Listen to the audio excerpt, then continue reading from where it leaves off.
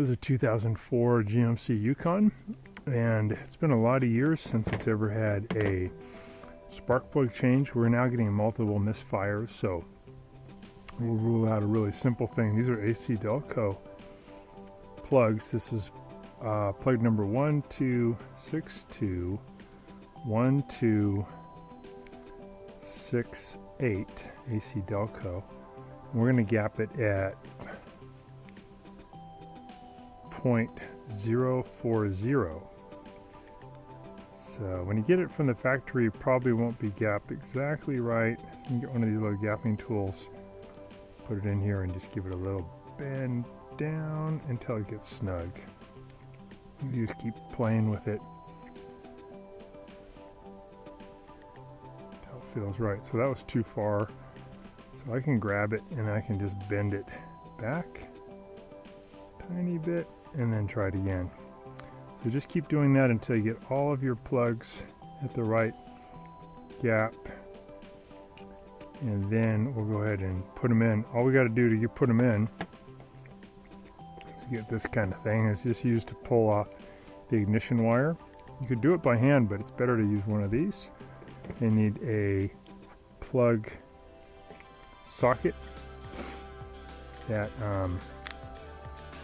fits in there, and that's about it. So we're going to do, first one will be spark plug number 1. So we're going to go this side of the car, we go 1, 2, 3, 4, and then 5, 6, 7, 8. Let's do 5 first step. So we're going to grab our spark plug boot pliers. Get a little light on there. Okay. And I'm going to grab the boot. Use my other hand too. I'm going to wiggle, pull back. I don't want to pull the wire. I want to pull the boot. And that came off. And also this piece comes off. So it's the rubber boot as well as this metal cover. And then you have access to the spark plug. So I'm going to get our wrench on there. You can see it's a little bit of an angle. Set it for loosen.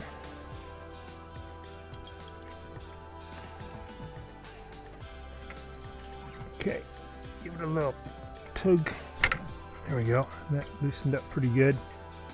So they probably put anti-seizing compound on the threads when they installed this. This is actually the factory install from 2004. These have never been changed. That's pretty cool that it just comes off that easily. And then I think what I'll do is just get my socket on there and then probably just spin it off by hand.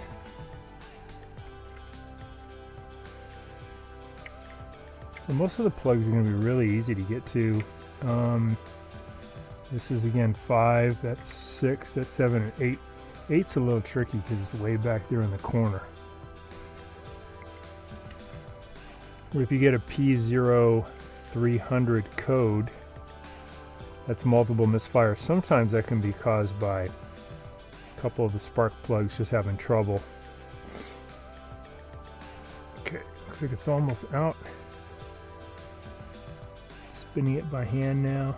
They have really long threads, so it takes a bit of spinning. There's the original plug. So it's pretty good. It's got a little bit of buildup of carbon on there, but it's light colored. I used to know what that means. I don't think that's entirely bad. I'm gonna put the gap on there. Yeah, so that's gapped pretty good, right at 0.040. So we're gapping the new one. And the one coming out of there is actually AC Delco also, so it's an exact match. That's cool.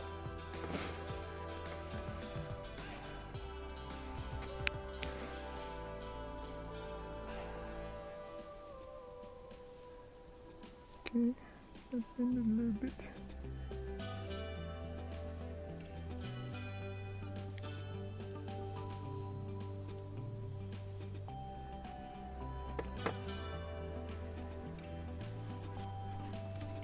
I've got my new one with a perfect gapping. I'm going to put it into my socket.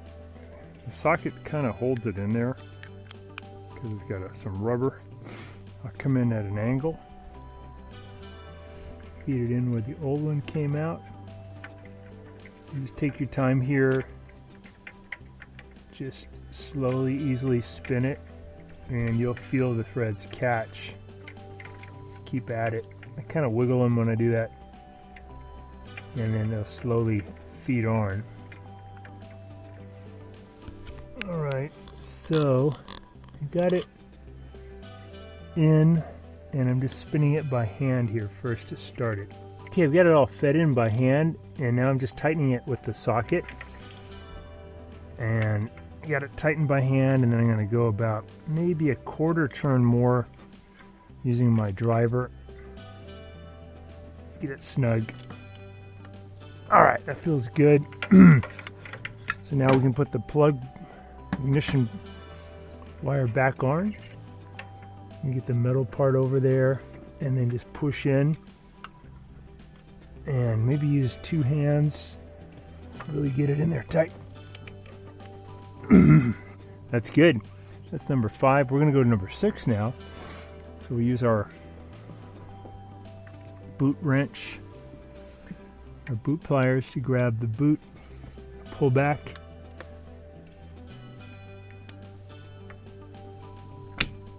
There we go.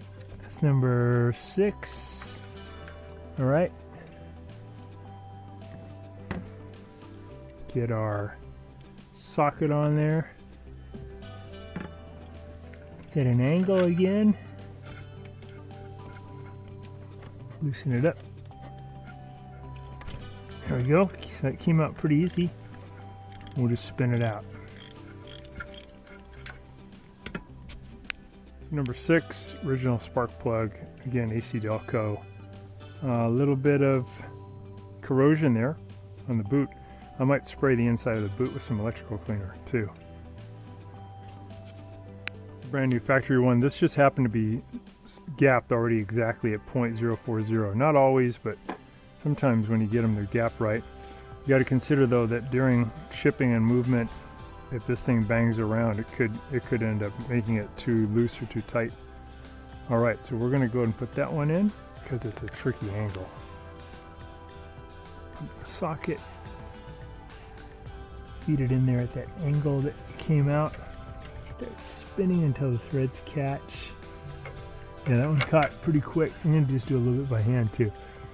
I think the only tricky one again is at the end there, number 8. Okay, that's as far as I go by hand. So I get my socket back on there. Set it to tighten.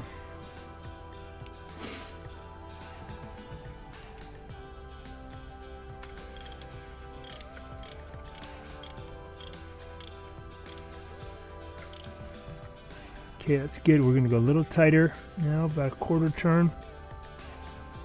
Nice. Okay, put on our ignition wire. Push in. Nice and snug. I might want to spray that one though. I was thinking because that one had some corrosion. Let me pull it out again. Use a little electrical cleaner. Not super important, but you see corrosion. It's good to try to hit it.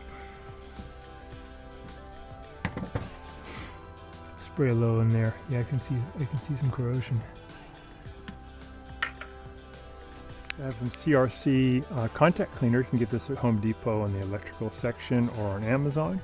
I'm going to spray a little bit of this stuff into where that makes contact. All right, cool. Put that on.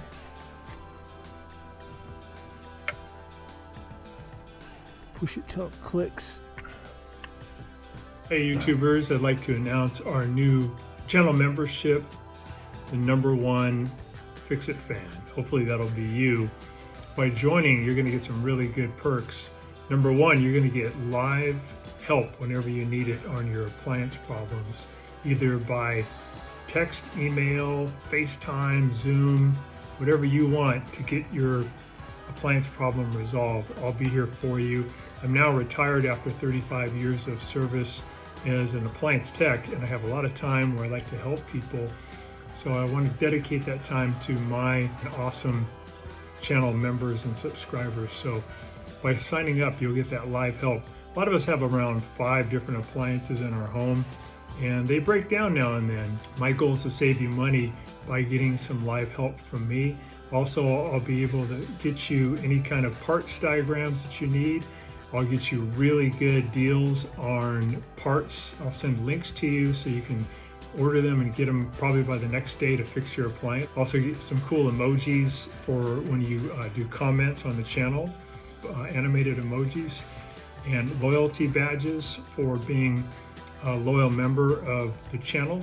And all this is only for $4.99. That'll save you quite a bit of money. Usually it costs about maybe $120 to have an appliance tech come out and just diagnose what the problem is. I'll be able to do that for you. You can contact me at any time and I'll get back to you within probably a couple of hours, and we'll get this problem resolved for you really quickly.